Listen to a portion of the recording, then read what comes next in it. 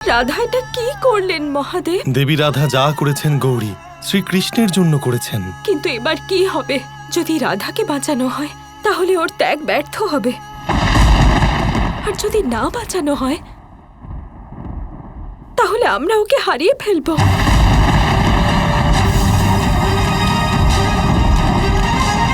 এই সংসার জিজ্ঞেস করে যে রাধার নাম কৃষ্ণের পূর্বে কেন নেওয়া উচিত, কারণ কৃষ্ণের প্রতিটা সংকট আগে রাধা নিজে ধারণ করে নেয়। তুমি খুব ভালো করে জানতে রাধা যে আমাকে খুব বড় একটা ত্যাগ করতে হবে, কিন্তু আমার পূর্বে এই ত্যাগ তুমি করে দিলে। আমার আরাধ্যের নেত্র খোলার জন্য তুমি নিজের নেত্র বন্ধ করে দিলে রাধা। আমি কিচ্ছু বুঝতে পারছি না কি করি। এই হলাহল সম বিষ আমার রাধার শরীর থেকে কিভাবে বের করি, কিভাবে তোমায় বাঁচাই রাধা।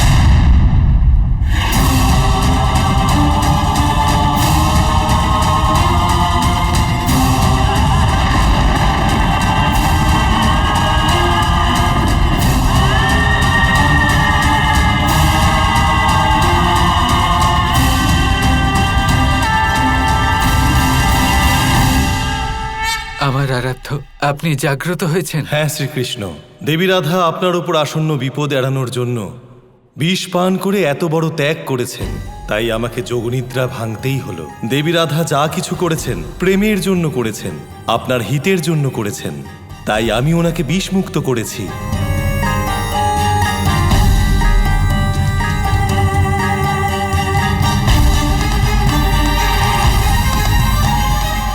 ধন্যবাদ আরাধ্য।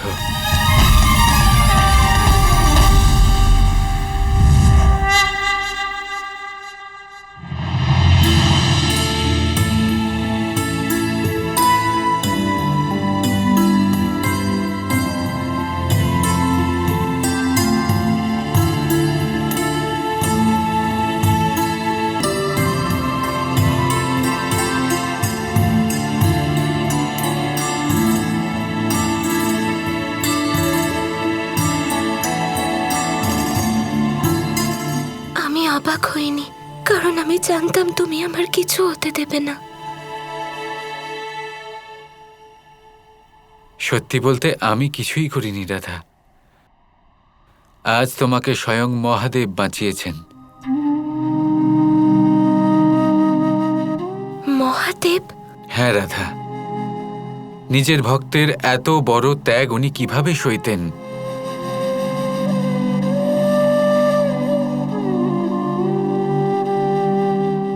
ধন্যবাদ মহাদেব।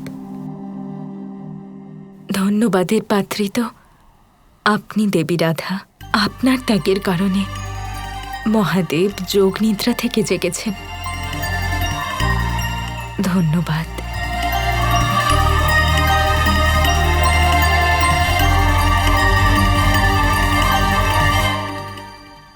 আমি তোমার উপর রেগে আছি। এক মুহূর্ত এদিকে দেখো। তুমি সেটা কেন বলছো যেটা আমার বলা উচিত? আমি তোমার উপর রেগে তুমি এরকম কেন করলে? কারণ তুমি একাই ত্যাগ করতে চলেছিলে মহাদেবের জন্য। ভুলে গেছিলে যে রাধা কৃষ্ণ একজনই, আমি বা তুমি নই, এটা আমরা। তাই তো আমি তোমাকে কখনো নিজের থেকে আলাদা হতে দিতে চাই না রাধা।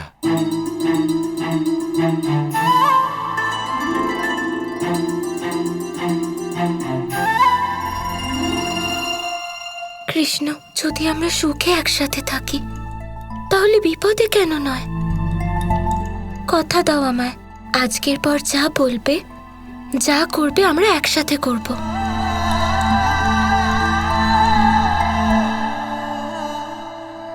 কথা দিলাম রাধা।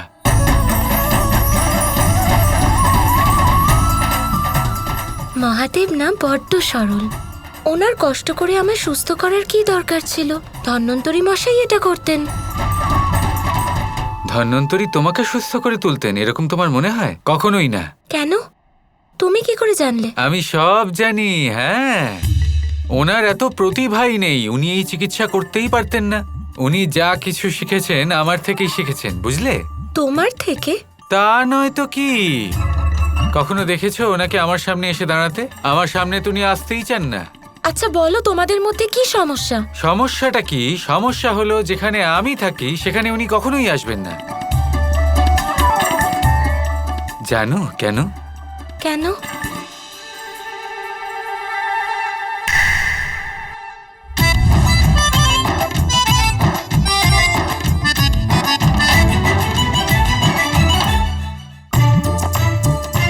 তুমি ধন্বন্তরী?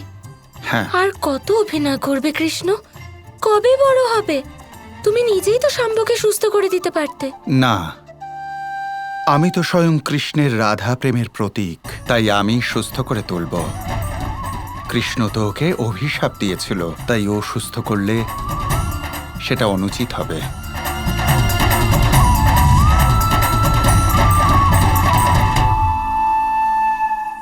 জানি না কবে আমি তোমায় বুঝতে পারবো, কিন্তু এটাও ভালো হলো যে এই কাজে তুমি আমার সাথে আছো। কারণ যে পথে শাম্ব আর লক্ষণ অগ্রসর হয়েছে, আমার তোমার সাহায্যের প্রয়োজন হবে কৃষ্ণ। নিঃসন্দেহে হবে রাধা। দ্বারকার ভবিষ্যতে এমন সমস্যা আসতে চলেছে যা অত্যন্ত কঠিন হবে, আর এই সময় আমাদের একসাথে থাকা গুরুত্বপূর্ণ, যাতে আমরা এটা সুনিশ্চিত করতে পারি যে দ্বারকার কোনো মানুষের মনে যেন কোনো রকম নেতিবাচক ভাবনা আসতে না পারে। প্রত্যেক মানুষ অশুভ মুক্ত হোক।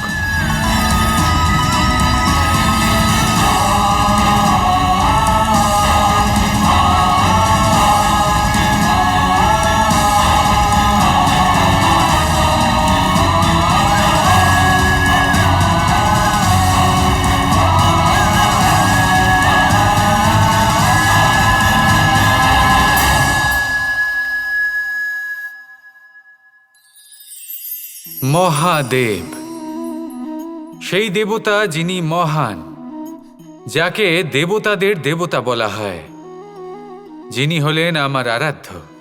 কখনো আপনার মনে এই প্রশ্ন এসেছে যে শিবকেই কেন মহাদেব বলা হয়, অন্য কোনো দেবতাকে কেন বলা হয় না?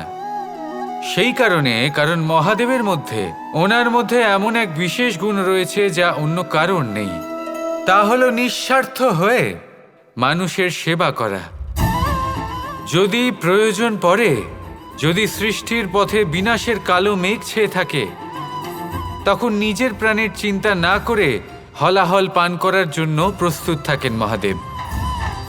আর এই অদ্বিতীয় ত্যাগের জন্যই শিবকে মহাদেব বলে ডাকা হয়। এবার যদি কোনো মানুষও নিঃস্বার্থ ভাবনার দ্বারা নিজেকে অর্পণ করে দেয় এই জগতের কল্যাণের জন্য, মানুষের সেবার জন্য, তাহলে তিনিও মহাপুরুষ, মহামানব হতে পারেন। যদি কেউ অভুক্ত থাকেন তাহলে নিজের থালা থেকে অর্ধেক খাবার তাকে দিয়ে দিন। যদি কেউ অসুস্থ হন তাহলে তাকে সেবা করার, চিকিৎসা করার চেষ্টা করুন। এই জীবন শুধু নিজের জন্য নয়, অন্যদের প্রতি, সমস্ত সংসারের প্রতি উৎসর্গ করুন। যদি এইসব মানুষ শিখে যান তাহলে তিনি মহাদেবের পথে অগ্রসর হতে পারেন। যদি মানুষ নিঃস্বার্থ ভাবনার দ্বারা এই সংসারের সেবা করতে শিখে যান তাহলে তিনি নিশ্চিত রূপে মহামানব অবশ্যই হতে পারবেন। আসুন আমার সাথে ভালোবেসে বলুন, রাধা রাধা।